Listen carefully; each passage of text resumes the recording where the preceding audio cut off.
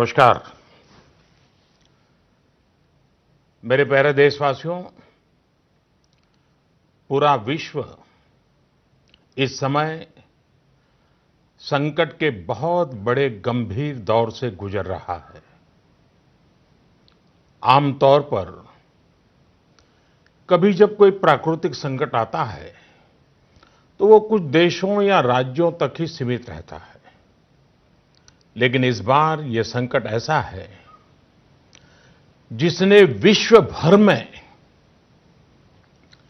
पूरी मानव जाति को संकट में डाल दिया है। जब प्रथम विश्व युद्ध हुआ था, जब द्वितीय विश्व युद्ध हुआ था, तब भी इतने देश युद्ध से प्रभावित नहीं हुए थे जितने आज कोरोना की इस बीमारी से हैं। पिछले 2 महीने से हम निरंतर दुनिया भर से आ रहे कोरोना वायरस से जुड़ी चिंताजनक खबरें देख रहे हैं, सुन रहे हैं। इन 2 महीनों में भारत के 130 करोड़ नागरिकों ने कोरोना जैसी वैश्विक महामारी का डटकर मुकाबला किया है। सभी देशवासियों ने आवश्यक सावधानियां बरतने का भरसक प्रयास भी किया है। लेकिन बीते कुछ दिनों से एक ऐसा माहौल बन रहा है, ऐसा लग रहा है जैसे हम संकट से बचे हुए हैं। ऐसा लगता है सब ठीक है। वैश्विक महामारी कोरोना से निश्चिंत हो जाने की ये सोच सही नहीं है।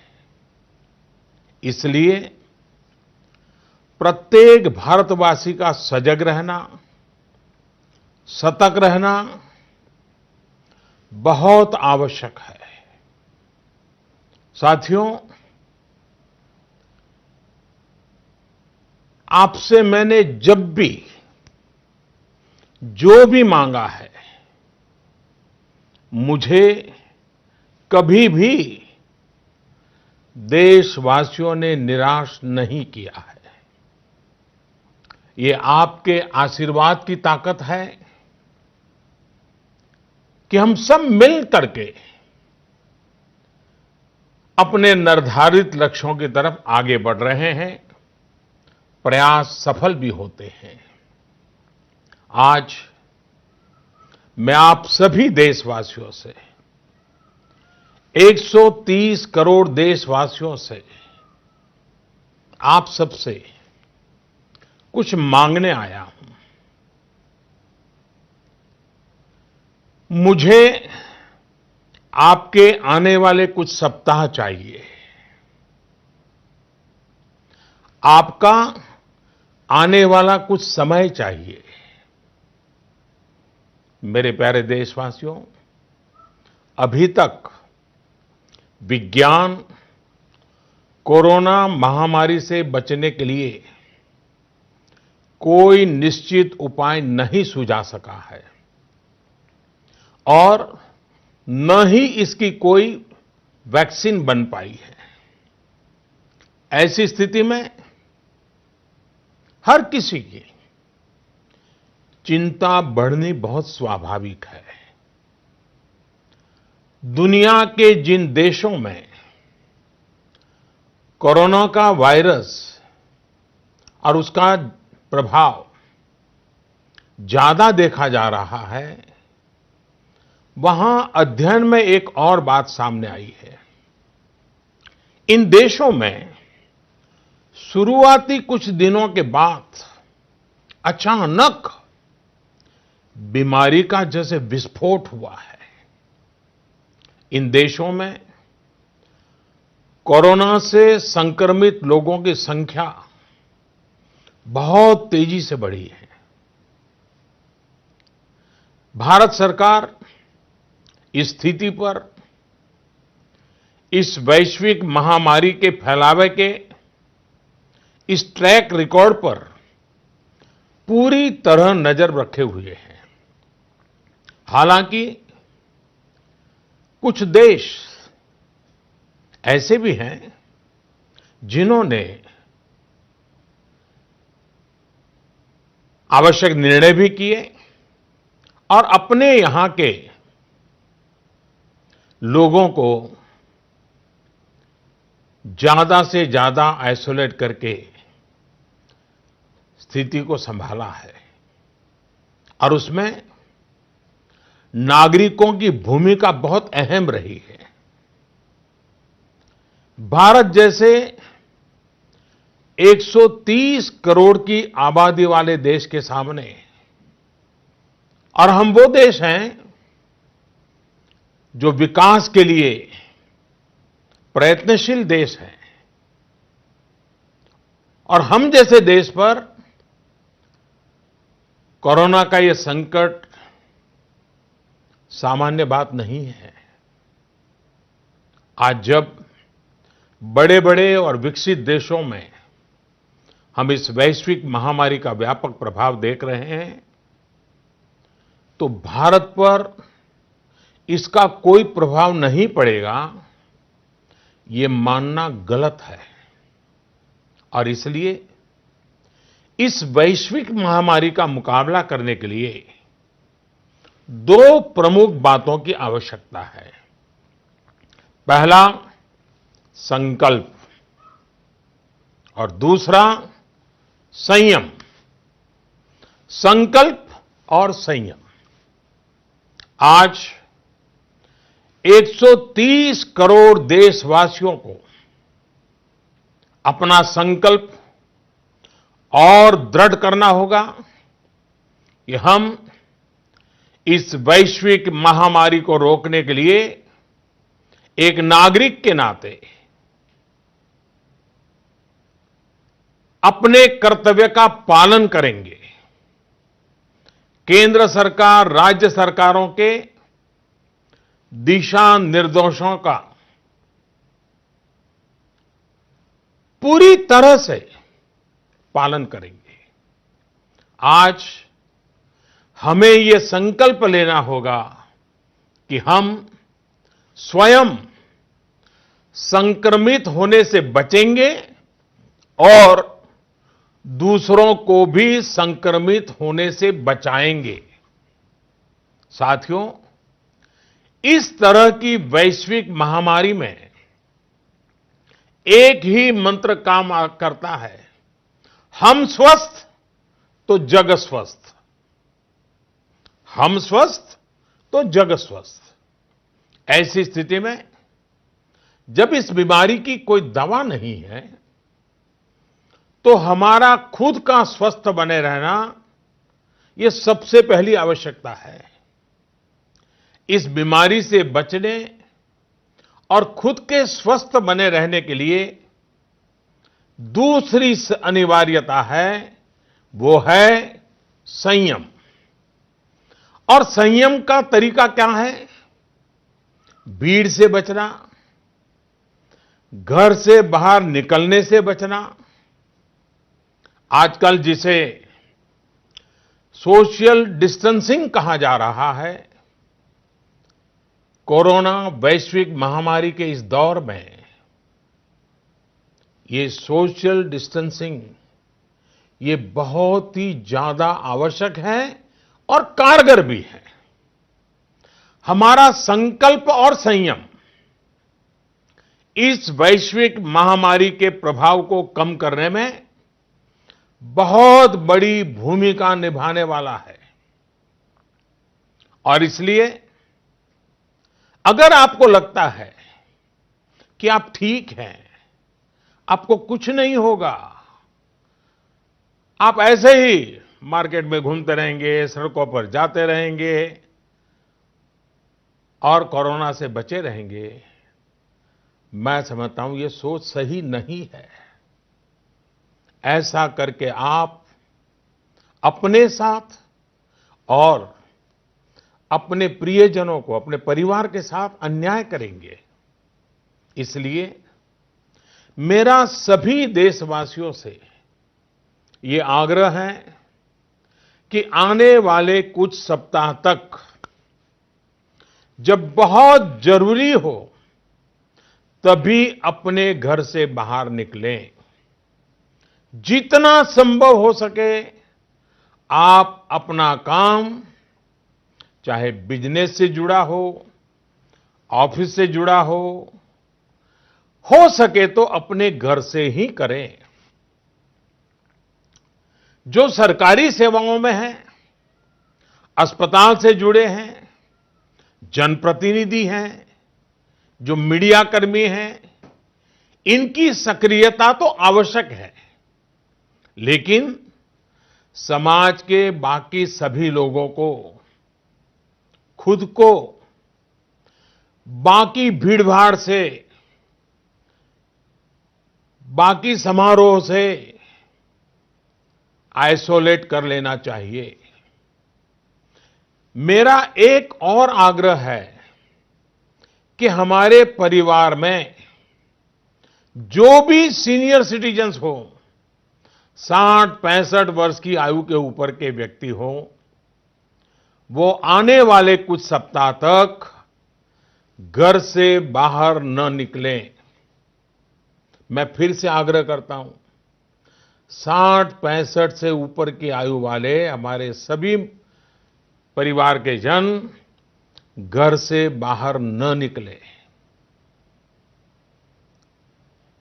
हो सकता है कि वर्तमान पीढ़ी पुरानी कुछ बातों से परिचित नहीं होगी, लेकिन मैं आपको बताना चाहता हूं, मैं जब छोटा था उस समय हम अनुभव करते थे। उस समय जब युद्ध की स्थिति होती थी तो गांव-गांव ब्लैकआउट किया जाता था। शीशे पर भी कागज लगा दिया जाता था, लाइट बंद रखी जाती थी, लोग रात भर चौकी करते थे और युद्ध न हो तो भी साल में 1-2 बार तो वहां के जो नगर पालिकाएं होती थी वो जागरूक होकर के ये ब्लैकआउट का ड्रिल भी करवाती थी। लोगों को आदत बनी रहे इसके लिए प्रयास करती थी। और इसलिए मैं आज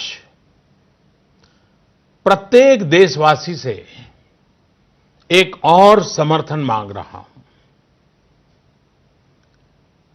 ये है जनता कर्फ्यू। जनता कर्फ्यू यानी जनता के लिए, जनता द्वारा खुद पर लगाया गया कर्फ्यू। इस रविवार यानी 2 दिन के बाद 22 मार्च रविवार को सुबह 7 बजे से रात 9 बजे तक सभी देशवासियों को जनता कर्फ्यू का पालन करना है। इस जनता कर्फ्यू के दरमियान कोई भी नागरिक घरों से बाहर न निकले, न सड़क पे जाए, न मोहल्ले में या सोसाइटी में इकट्ठे हो, अपने घरों में ही रहें। हां, जो आवश्यक सेवाओं से जुड़े हुए हैं उनको तो जाना ही पड़ेगा, क्योंकि उनका बहुत बड़ा दायित्व होता है। लेकिन एक नागरिक के नाते न हम जाए और हम देखने के लिए भी न जाएं।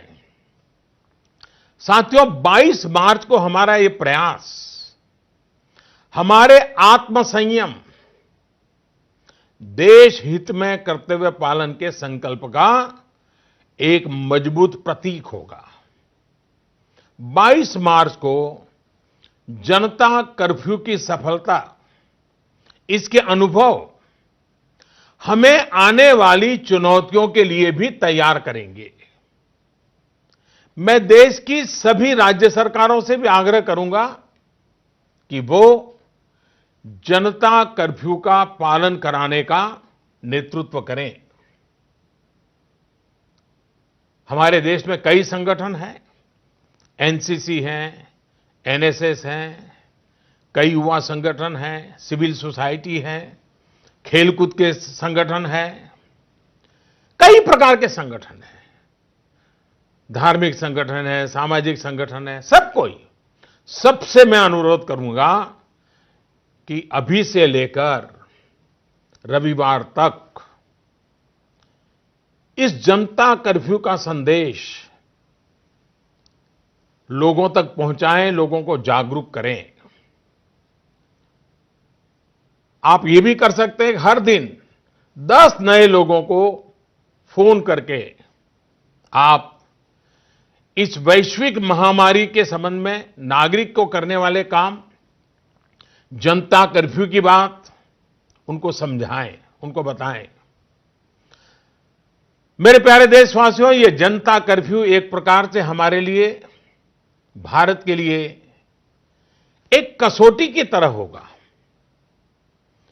ये कोरोना जैसी वैश्विक महामारी के खिलाफ लड़ाई के लिए भारत कितना तैयार है, ये देखने और परखने का भी समय है। आपके इन प्रयासों के बीच जनता कर्फ्यू के दिन 22 मार्च को, रविवार को ही, मैं आपसे एक और सहयोग चाहता हूं।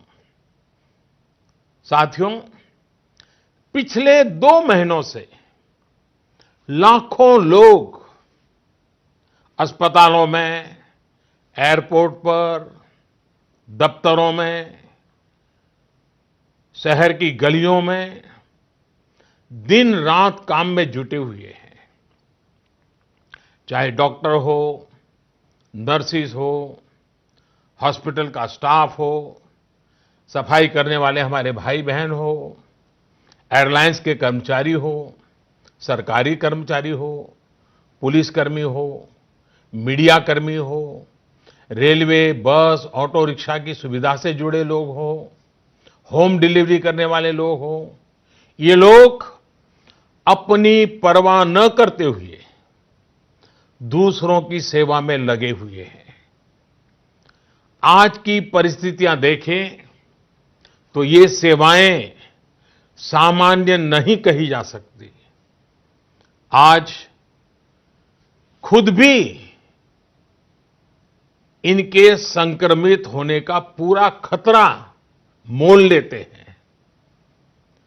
बावजूद इसके ये अपना कर्तव्य भी निभा रहे हैं, हर किसी की सेवा करने का प्रयास कर रहे हैं। ये अपने आप में राष्ट्र रक्षक की तरह कोरोना महामारी और हमारे बीच में एक शक्ति बनकर के खड़े हैं। देश ऐसे सब छोटे बड़े व्यक्तियों का, संगठनों का कृतज्ञ है। मैं चाहता हूं कि 22 मार्च रविवार के दिन हम ऐसे सभी लोगों को धन्यवाद अर्पित करें, और धन्यवाद अर्पित करने का तरीका भी देश के एक एक व्यक्ति को जोड़ सकता है। रविवार को, यानी जनता कर्फ्यू के दिन शाम को ठीक 5 बजे हम अपने घर के दरवाजे पर खड़े होकर या बालकनी में या खिड़कियों के सामने खड़े होकर 5 मिनट तक, रविवार को शाम को 5 बजे 5 मिनट तक ऐसे लोगों का आभार व्यक्त करें। और आभार कैसे व्यक्त करेंगे? ताली बजा करके, थाली बजा करके, घंटी बजा करके, हम उनके प्रति अपनी कृतज्ञता व्यक्त करें, उनका हौसला बढ़ाएं, उनको सैल्यूट करें। पूरे देश के स्थानीय प्रशासन से भी मेरा आग्रह है कि 22 मार्च को 5 बजे सायरन की आवाज से इसकी सूचना लोगों तक पहुंचाए। सेवा परमो धर्म के हमारे संस्कारों को मानने वाले ऐसे देशवासियों के लिए हमें पूरी श्रद्धा के साथ अपने भाव व्यक्त करने चाहिए। साथियों, संकट के इस समय में आपको यह भी ध्यान रखना है कि हमारी आवश्यक सेवाओं पर, हमारे हॉस्पिटलों पर दबाव बढ़ना नहीं चाहिए,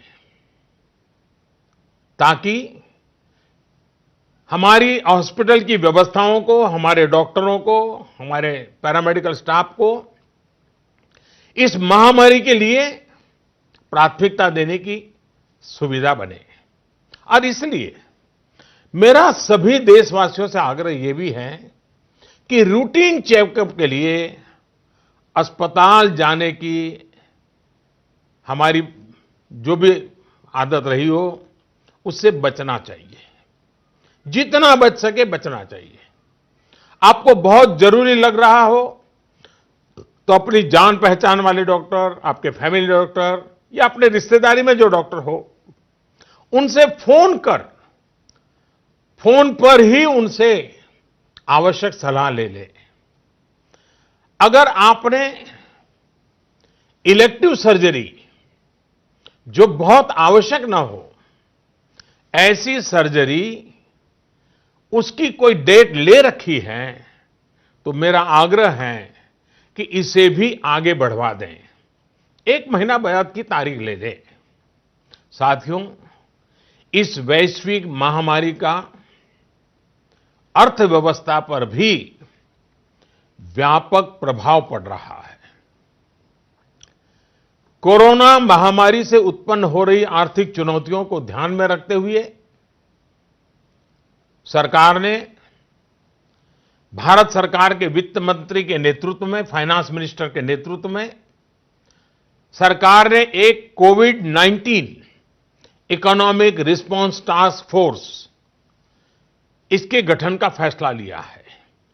ये टास्क फोर्स सारे स्टेक होल्डर से नियमित संपर्क में रहते हुए, फीडबैक लेते हुए, हर परिस्थिति का आकलन करते हुए निकट भविष्य में फैसले लेगी। ये टास्क फोर्स ये भी सुनिश्चित करेगी कि आर्थिक मुश्किलों को कम करने के लिए जितने भी कदम उठाए जाएं, उन पर प्रभावी रूप से अमल हो। निश्चित तौर पर ये महामारी ने देश के मध्यम वर्ग, निम्न मध्यम वर्ग और गरीब के आर्थिक हितों को भी गहरी क्षति पहुंचा दी है। संकट के इस समय में मेरा देश के व्यापारी जगत, उच्च आय वर्ग से भी आग्रह है कि अगर संभव है तो आप जिन जिन लोगों से सेवाएं लेते हैं, उनके आर्थिक हितों का ध्यान रखें। हो सकता है आने वाले कुछ दिनों में ये लोग दफ्तर ना आ पाएं, आपके घर ना आ पाएं। ऐसे में उनका वेतन न काटें, पूरी मानवीयता के साथ, संवेदनशीलता के साथ फैसला ले। हमेशा याद रखिएगा, उन्हें भी अपना परिवार चलाना है, अपने परिवार को बीमारी से बचाना है। मैं देशवासियों को इस बात के लिए भी आश्वस्त करता हूं कि देश में दूध, खाने पीने का सामान, दवाइयां, जीवन के लिए जरूरी ऐसी आवश्यक चीजों की कमी ना हो, इसके लिए तमाम कदम उठाए जा रहे हैं। ये सप्लाई कभी रोका नहीं जाएगा। इसलिए मेरा सभी देशवासियों से ये आग्रह है कि जरूरी सामान संग्रह करने की होड़ न लगाएं। आप पहले जैसे करते हैं वैसे ही सामान्य रूप से ही खरीदारी करें। पैनिक बाइंग ये कतई ठीक नहीं है, उसको न करें। साथियों, पिछले 2 महीनों में 130 करोड़ भारतीयों ने, देश के हर नागरिक ने देश के सामने ये जो संकट आया है, उस संकट को देशवासियों ने अपना संकट माना है। भारत के लिए, समाज के लिए, देशवासियों से जो बन पड़ा है, हर किसी ने किया है। मुझे भरोसा है कि आने वाले समय में भी हम सभी देशवासी अपने कर्तव्यों का, अपने दायित्वों का इसी तरह निर्वाह करते रहेंगे। हां, मैं मानता हूं कि ऐसे समय में कुछ कठिनाइयां भी आती हैं। आशंकाओं और अफवाहों का वातावरण भी पैदा होता है। कई बार एक नागरिक के तौर पर हमारी अपेक्षाएं भी पूरी नहीं हो पाती। फिर भी ये संकट इतना बड़ा है और वैश्विक है। एक देश भी दूसरे देश को मदद नहीं कर पा रहा है। ऐसी स्थिति में सारे देशवासियों को इन दिक्कतों के बीच दृढ़ संकल्प के साथ इन कठिनाइयों का मुकाबला करने की भी आवश्यकता है। साथियों, हमें अभी अपना सारा सामर्थ्य खुद को बचाने के लिए, कोरोना से बचने के लिए ही प्राथमिकता देनी है।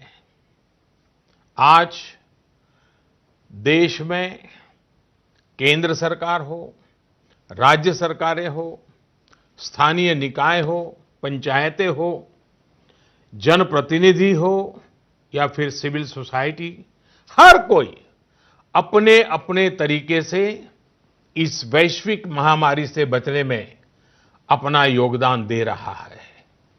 आपको भी अपना पूरा योगदान देना है। ये आवश्यक है कि वैश्विक महामारी के इस वातावरण में मानव जाति विजयी हो, भारत विजयी हो।